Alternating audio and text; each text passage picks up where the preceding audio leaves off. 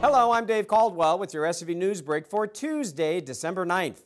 Homicide detectives suspect a Lancaster man intentionally drove his car into the back of a big rig, killing himself and his two children Monday morning on Interstate 5. The coroner identified the driver as 46-year-old Alan Edwards and his two children, 9-year-old son Eric and 5-year-old Alana.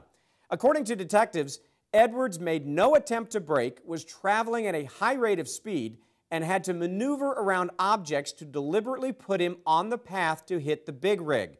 He and his wife were reportedly in the middle of a divorce. A federal aviation report into a fatal plane crash that took the life of former SCV Man of the Year Harry Bell shed little light on the cause of the 2012 incident. The report stated Bell and co-pilot Michael Dwayne Boulin of Pacoima both died of blunt force injuries.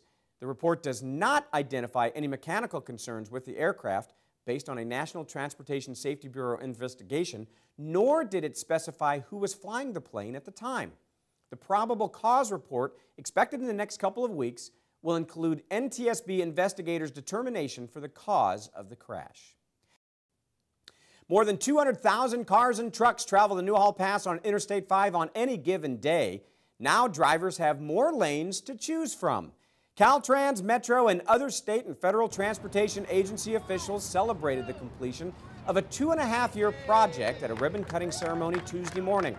The freeway widening project includes a 5th mixed-use lane in each direction and the extension of the southbound truck lane through the pass.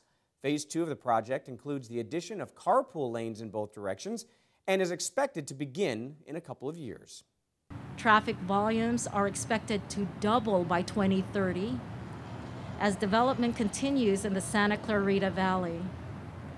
I-5 is vital to our state's economy and essential for the efficient movement of goods.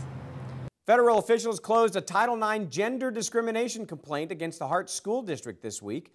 The complaint, which was filed over the summer, cited discrepancies between the quality of the baseball field the boys play on in contrast to the girls' softball fields at Canyon High School. According to Hart District officials, the softball field had been heavily used by both the football team and marching band, while the football field was undergoing renovations. The decision to close the case came after Hart District officials identified 10 improvements to the softball field that substantially coincide with items raised in the complaint.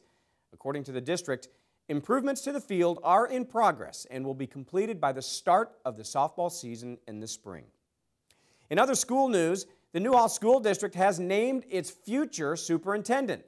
Former Assistant Superintendent of Instruction for the district, Paul Cordeiro, has been chosen by the board to replace Dr. Marc Winger, who's set to retire in January. Cordeiro worked for the Newhall School District from 2000 to 2005. For the last 10 years, he served as superintendent of the Carpinteria Unified School District, which operates 7 schools and has 2,300 students. Contract negotiations are expected to be approved at the Newhall District's January 20th governing board meeting. Cordeiro will officially begin as superintendent on February 1st. Turning to sports, former Valencia High golfer Alison Lee has decided to turn pro. The UCLA sophomore shared medalist honors with Minjee Lee at 10 under at the LPGA qualifying tournament held in Florida.